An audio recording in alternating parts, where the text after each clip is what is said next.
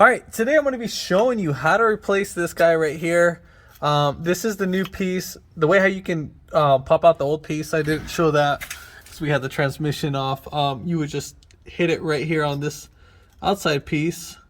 Obviously you can't reuse this because here's our old one. I mean, I'm pretty sure you can reuse it, but you just have to replace the seal. But right where, so I hit it right, back up. So right there, that's where I hit that. I used like a pry bar and I was able to get that out. Now we need to go ahead and install our new one. So what we're gonna go ahead and do, we're just gonna go ahead and put that right there, and then we're gonna get our old one and we're gonna use that as a driver. So go ahead and hold that.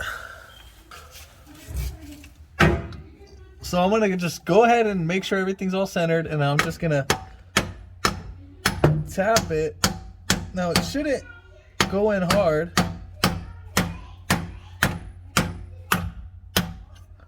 All right.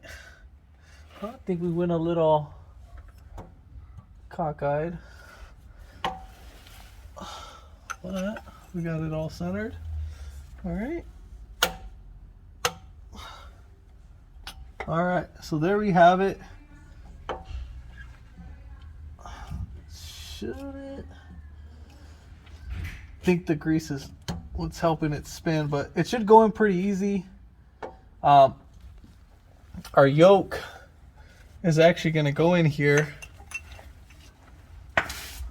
So let me see the drive shaft. So when we get in the drive shaft, you can test fit it.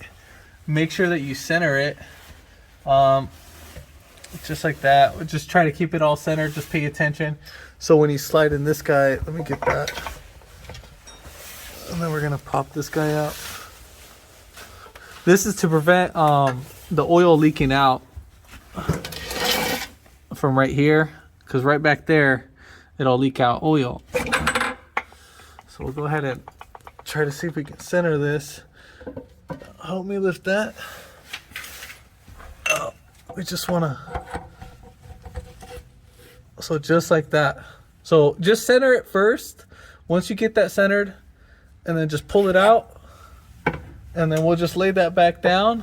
We'll put on our tail housing, and then that's pretty much it. Make sure you lubricate this with grease or that with grease, but you need to make sure that this spline has grease, because if not, then I think it's going to overheat. I believe it's like a sleeve yoke. I think I'm gonna use some wheel bearing grease, and that's pretty much it. But yeah. So one thing I forgot to mention on how far you should go. Make sure you make measurements on how far the other one was, just so you know where to go. It kind of went a little bit more, so I think I can, if I want, I can back it up. So right there, that's where it kind of went. So yeah, I think that should be good right there. But make sure you just pay attention on how your old one went and so forth. I don't think it matters, but just pay attention when you take off your old one. If this video helped you out, give it a thumbs up, comment down below if you have any questions, and hit that subscribe button for more upcoming videos in the future. And thanks for watching.